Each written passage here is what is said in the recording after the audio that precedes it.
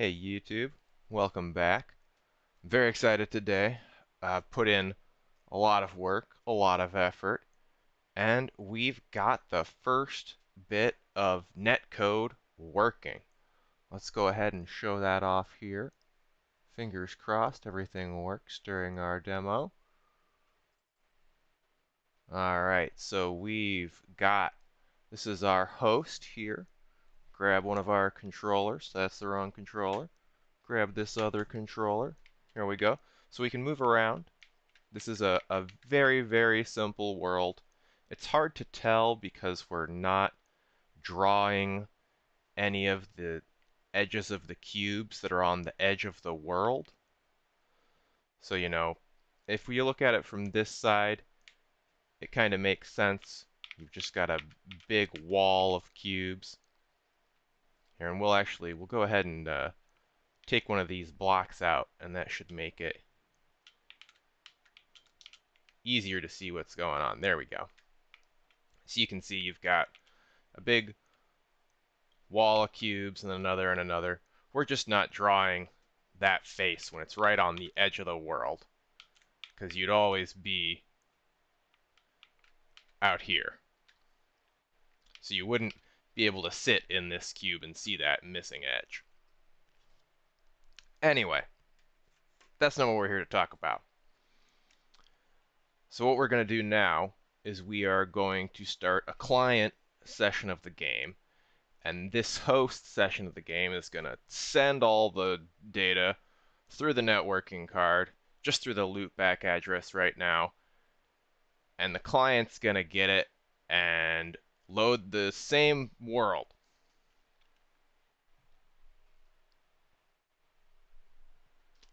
Where's Visual Studio? There.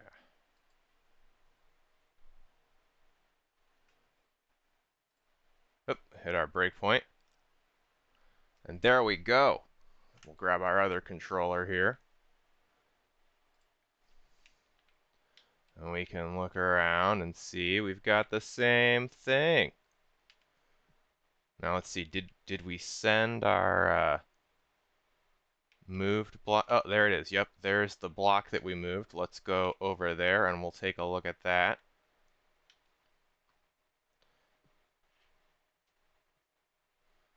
Okay.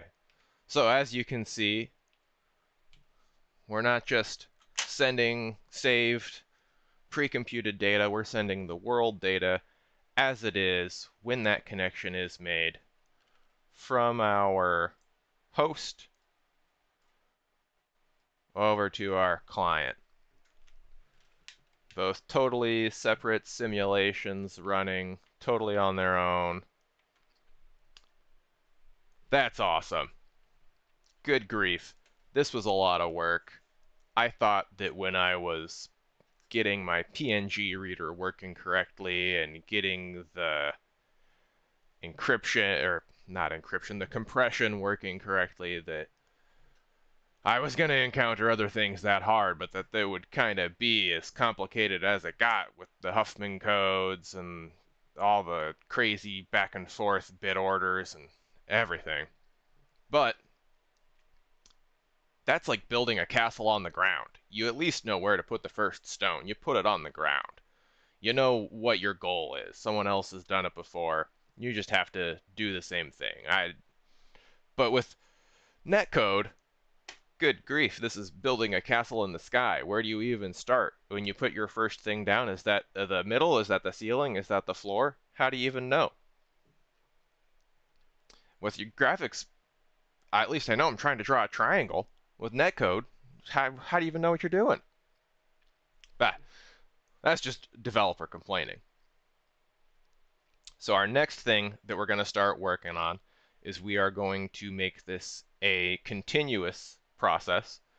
Right now, we just send the world data at the time the client connects. So if I changed a cube here, that wouldn't get sent. So that's what we're going to work on next. We're going to work on live back and forth editing between the host and client, and then we're going to start drawing the host and the client so that we can see each other as we're moving around and giving various controller inputs. And then after that, I think we're gonna add some health to those players and start shooting at each other, and that'll be the basics of gameplay happening. That's pretty exciting. That's pretty crazy to think that we've come this far.